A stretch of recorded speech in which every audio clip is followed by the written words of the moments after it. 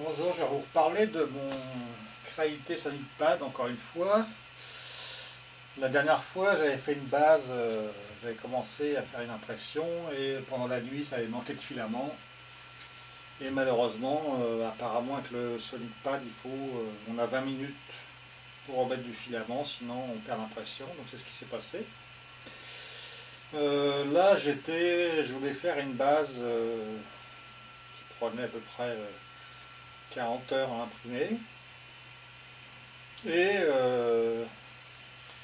donc voilà la base que j'ai voulu faire.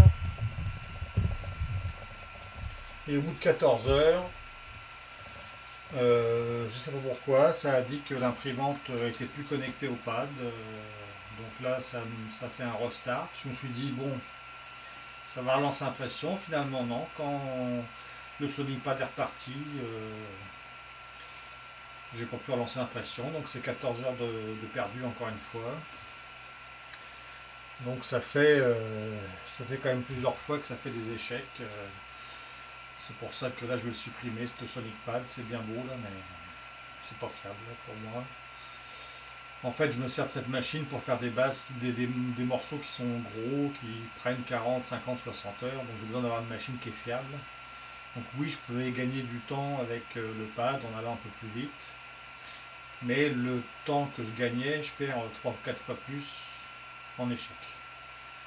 Donc ça ne sert pas à grand chose pour moi. Donc est-ce que je le conseille toujours? Non, je n'ai jamais conseillé de toute manière. Donc moi je le conseille pas, c'est pas fiable.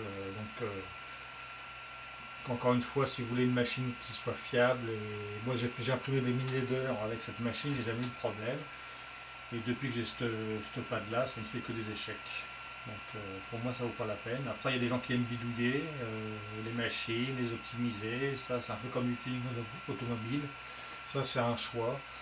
Mais c'est certaines personnes. Après, si vous voulez de la vitesse, ça sert à d'acheter une machine comme ça, un pad, la bidouiller pour rien. Maintenant, il y a toujours la bambou qui est là, qui va vous faire des vitesses très rapides de base à 300 mm/s. Elle peut monter jusqu'à 500. Donc moi, je vais remettre la Under sans le Sonic Pad pour refaire des impressions fiables. Et quand j'ai besoin de pièces rapides, je prends la bombouane.